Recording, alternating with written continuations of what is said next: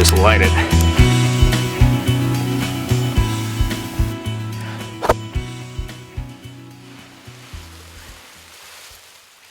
Alright guys, welcome back. So I appreciate all the well wishes from a couple weeks ago when I was sick. Obviously survived and back out here making videos for you guys. Now what I thought we'd talk about today is a little bit of SERE Craft. For military survival kits, oftentimes what we're going to have are smaller, cheaper items or maybe homemade items that we can use for a survival kit. And we put them in things like a survival tin that can fit easily into a cargo pocket. But what that means is that a lot of the items we have for survival kits like this, or if they're in a magazine pouch or a small bag, those items are usually going to be smaller, cheaper items. They still work, but they're not going to be as reliable or as expensive as other survival items out there. And so what that means with smaller military type survival kits is that all of those cheap items that we're going to try to gather and put in a kit, because of the size of that kit and we're limited on what we can carry, we have to apply a little bit of field craft to get creative with some items that are very cheap but still work, that we can find in our local grocery store or in our convenience store in the camping aisle. So what that means is we're going to take 10 items that we can find down our camping aisle at our local store, and we can take those items and turn them into military survival items using a little bit of SERE Craft.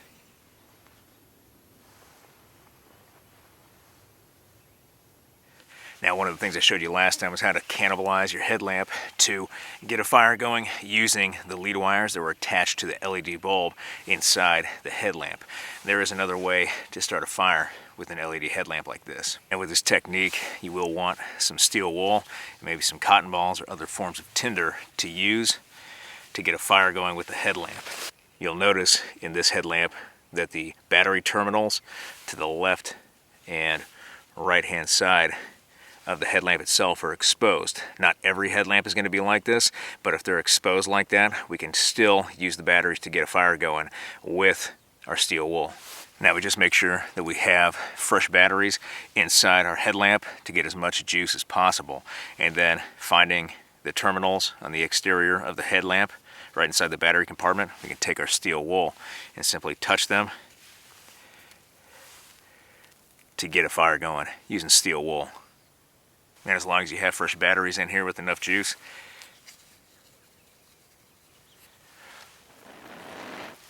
it's too easy to get a fire going. So, save your headlamp. Now, speaking of fire, there are plenty of cheap items in the camping aisle that we can use to get a fire going, and then even turn those into more useful fire starting kits. And one of those is a magnesium bar. Now, not all magnesium bars are created equally. Here's one from the camping aisle, and then here's one that is USGI issued. You can see the difference in color. There's going to be a difference in material here, just a little bit. This is going to be a little bit weaker, and this is going to be a little bit stronger, but they both work just the same. Now we can easily take the magnesium bar with just the striker and simply ignite tinder and use that to start a fire. Too easy. And clearly the other method is to scrape a pile of magnesium shavings using our scraper. And then once we have our pile, we just ignite it with our ferro. And we get a fire going. Now, magnesium bar is great. It takes a little bit of getting used to as opposed to a ferro rod or even matches or a lighter. But it is a good fire starting tool. Even better is that we can take this magnesium bar, cheap fire starting tool from the camping aisle, and turn it into a SERE concealed fire kit. Now what you're going to have at the end is something like this, where we have a small ferro rod, we have waterproof concealed tinder in a straw, and then a waterproof protected razor blade that we can hide in our clothing and use to start a fire. Now to take our magnesium bar and turn it into a SERE concealed fire kit, we're going to need a few things. Obviously your magnesium bar with the ferro still attached. You're going to need a small hacksaw, electrical tape, cotton balls, and Vaseline. If you don't have Vaseline but you have the cotton balls, something else that works is chapstick, hydrocarbon, same thing as Vaseline with just a few additives to it, but can be used as a flame extender for our tinder. a drinking straw, plastic preferably. And then we're going to want some sort of striking device to ignite tinder using that ferro rod. What I prefer is a razor blade because it doubles as a cutting tool, but then a ceramic razor blade like this, and it's small, undetectable by metal detectors that we can conceal on us and have a cutting tool as well as a striker for our concealed fire kit. Now the first thing we want to do is take that cheap magnesium bar like this one with our hacksaw, and you'll notice that half of the ferro is actually missing. That's the one that's down here in our tin. But we take our hacksaw and we cut right in the middle down through the ferro into the magnesium, and what we have left is just the ferro cut in half. And then what we do is make another cut, you'll see right here, using our hacksaw about 1/8 of an inch or so we can lift up that ferro with another tool. And you see on this side with the remaining ferro rod on our magnesium bar, I've already made a cut in there about 1/8 of an inch or so, maybe a little bit more, so we can pry up that ferro rod and get it out easily. Put our screwdriver in that small cut we made underneath the ferro, and then simply twist and lift that ferro rod up and out of that glue while keeping it generally together like that. And we have our mini ferro. Here's our mini ferro for our concealed fire kit. We just take a piece of that electrical tape, place it at the top like that, or at the bottom as you're looking at it, and all we have to do is roll it into a nice little piece of candy like that. We can trim the edges off of the tape, and now our ferro is waterproof and ready to be concealed. And then, like our little ferro rod, we do the same thing with our ceramic razor blade. So we have a completely watertight seal around our razor blade to help protect it, and the tape adds protection on the blade to help protect us while we have this concealed on our person. Now for our concealed tinder, grab that straw. We're going to get our multi-tool out again. We'll cut a length of this that's appropriate for how we plan to conceal this tinder, and then just cut that little bit off that we need. Grab our lighter and just burn the end as best as possible to make it waterproof. Alright, once our straw end is cool, we've got the open end, just grab our tinder, Vaseline and cotton balls, and then just begin to pack it in as best as possible. Lighter again, and we seal off that other end. Now we have waterproof tinder in this straw that we can conceal in our pockets or in our clothing for fire. And now that we have our concealed fire kit ready to go, we just pull it out when we need it to get a fire going. And then grab our striker and our ferro, and we ignite it.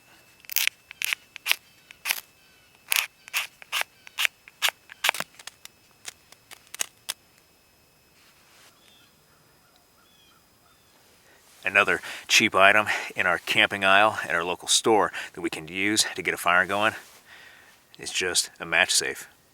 Now, match cases or match safes, great for protecting our matches out in the wild. Typically have 1 or 2 of these floating around. We've got a civilian one right here, bright orange to see, and then an OD green one right here for military use.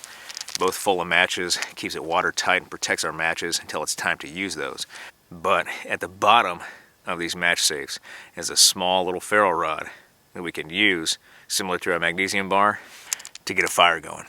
Now, something I like to put inside a match case is maybe a little bit of cotton as a tinder source.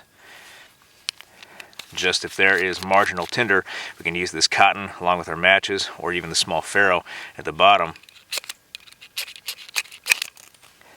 to get that burning to ignite tinder off the landscape. And then one other technique we can do is take some of our matches from our match case. If everything's wet, or if our matches are damp, whatever the case may be, crush these up with a rock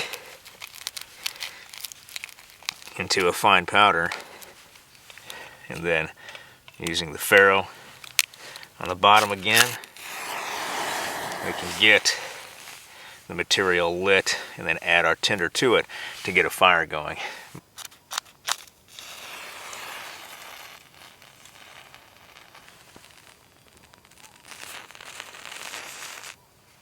Now, other cheap items we may find in the camping aisle that are great for survival: candles. Now, the best survival candles are going to be those beeswax ones because they last a lot longer. This one, this small candle right here, lasts approximately 12 hours. But you can go down the candle aisle at your local store and still find just normal candles, like votive candles, and then larger candles like this one.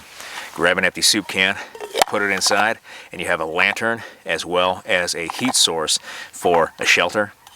But you can also grab just normal candles as well, similar to these, and use these for survival too, whether it's heating a shelter or having a lantern at nighttime. We can also use these candles to transfer flame from one area to another over short distance. And then as a tip, there's a way to light this candle without a match and without a lighter. So we take our candle and then our ferro rod, and to light our candle, simply position it so the wick is touching the ferro. Then I like to use my boot as a stable platform. Grab our striker,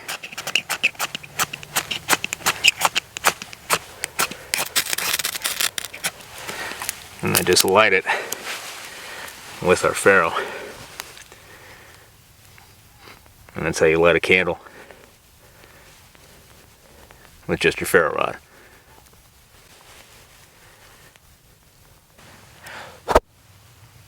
Now, this next item is hit or miss, love it or hate it. It is an item that is cheap, that can be found down that camping aisle at your local store to use for survival.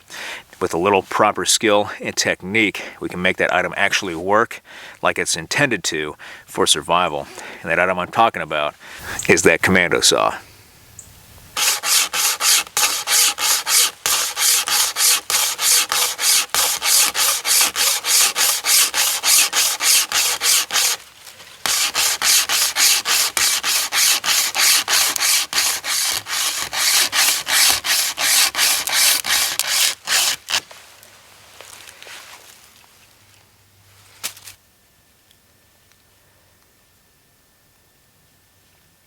Now, there's two proper ways to use a Commando saw efficiently and effectively without breaking it. And the first method is the toggle method. We simply put 550 cord on the ends of the saw, or we can grab a small stick like this and use it as a toggle or a handhold and then saw across the material that we're trying to cut. The key to this method is to keep the wire as straight as possible while sawing to avoid breaking the ends or snapping the wire as we're cutting material. Now, the next method is the bow method for using a Commando saw or a small wire saw like this. You just grab a sapling, split the ends a little bit, and then fix the wire on both ends to make it basically a bow saw, just like you'd pick up at your local lawn and garden store. But we can take this now and use it to saw even larger material.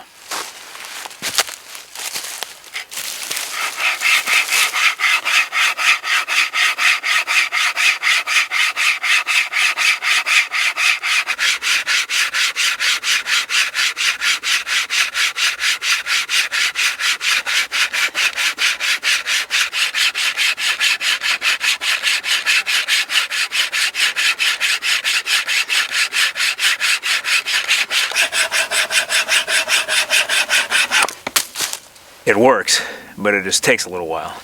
All right, camp stakes, another cheap item right down that camping aisle. They usually come yellow, plastic, in small or large sizes like this. Cheap, easy to use. I like to take mine and spray paint them an earth tone color for use out in the field, and then if I leave it behind, it's less noticeable by somebody else and will just remain in the ground. But we can take this cheap camp stake and actually use it to get a fire going. All we do is take our camp stake and in the back of our survival knife and just simply scrape a pile of plastic shavings onto our cloth to collect them up so we can add them to where our fire lay is going to be.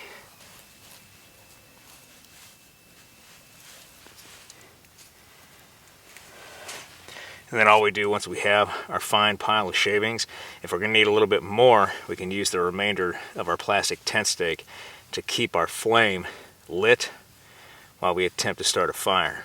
We have our pile of shavings.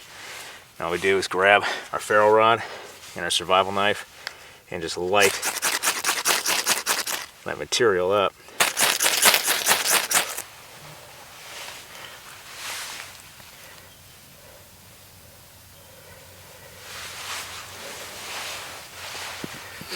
And then we just let those plastic shavings eat, and the flames should start working up our camp stake.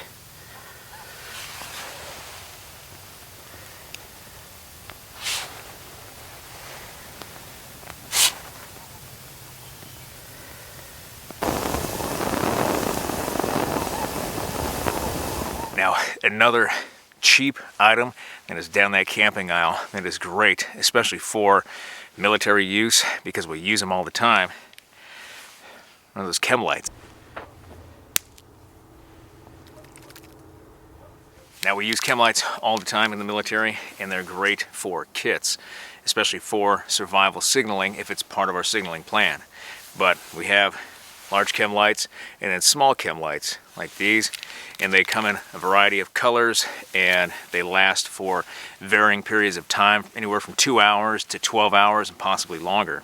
Now, for survival signaling, highly encouraged to go with larger lights like this and then use them as passive signals, simply just the stick hung up in a tree, or as we do in the military, create a buzz saw where we just tie that Chem Light to a piece of 550 cord or parachute cord, and then we can crack it and spin it at nighttime.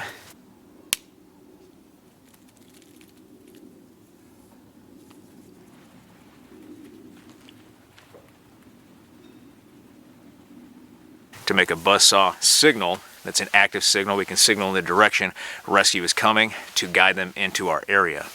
Now, one more method we can use with this Chem Light to signal search and rescue or signal in a survival situation is what I call the splash method. And this method developed for military training. Oftentimes we use Chem Lights to mark different areas in an urban setting, and sometimes those Chem Lights get kicked into another room or are marking a room that shouldn't be marked, that hasn't been cleared. So what we can do is crack this Chem Light, let the chemicals react, and then holding it straight up and down, cut off the top. We take that material and then splash it on a surface or a target surface like a door frame, the side of a building, or on the floor in an entrance.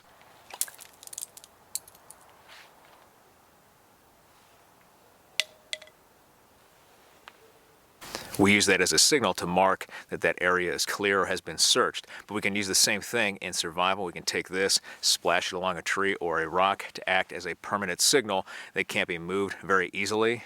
Plus, glowing trees and rocks in a wilderness setting is going to tip off search and rescue that somebody was there, right? Now, one special note for Chem Lights is that in cold environments, like we're still in, the chemical reaction, because of the temperature outside, is going to slow down in our Chem Light. And what that means is that Chem Lights will last longer in colder environments, but the chemical reaction is occurring at a slower pace, and so it's not going to be as bright as if we use this Chem Light in a hot environment or inside a room where there's a controlled temperature. So before you use the Chem Light, get it warm next to your body, then crack it and use it for a survival signal.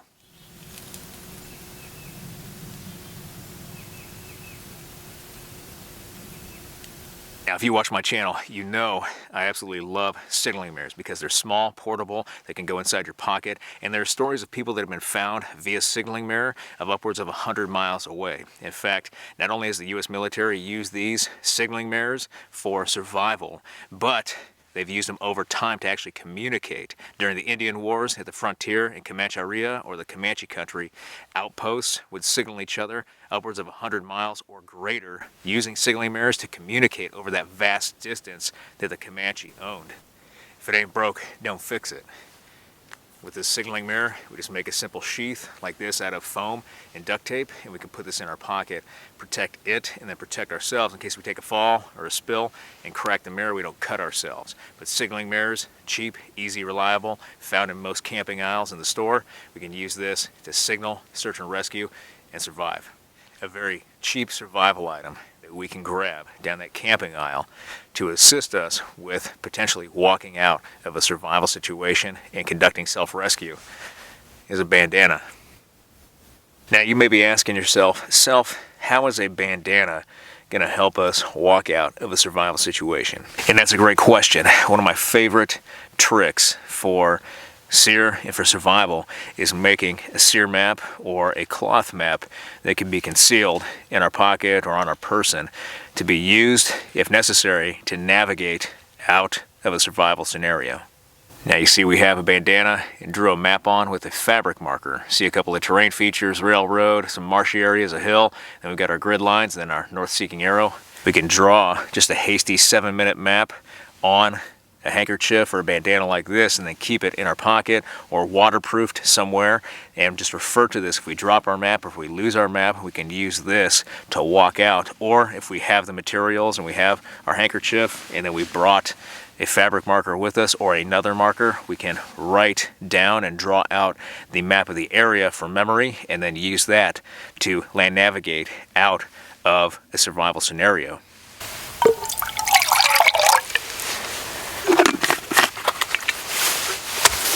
Now, with our SERE map using a fabric marker, it's important to waterproof this and take care of this spare map while we have it.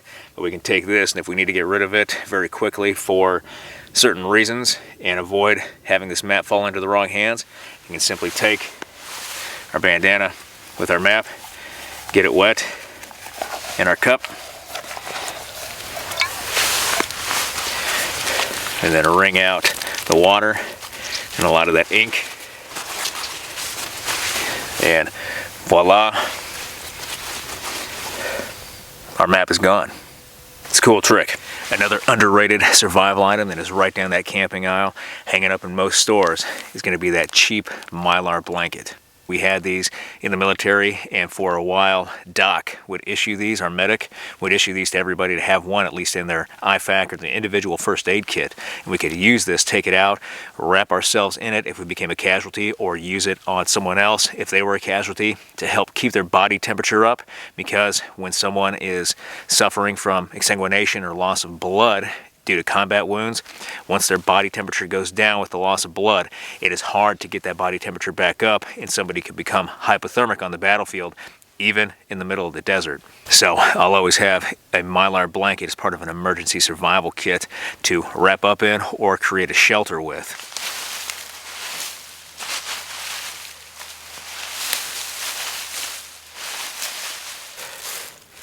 Now, for the Mylar blanket and survival shelter, probably the best option is to pair your Mylar blanket with some sort of other tarp. In this case, it's a poncho. Wrap up in this poncho in the Mylar blanket, and then just pile the debris on top of you after you created a debris bed to lay on to keep warm and insulated from the ground. And then you can cover yourself in debris on top of your poncho and your Mylar blanket to stay warm throughout the night.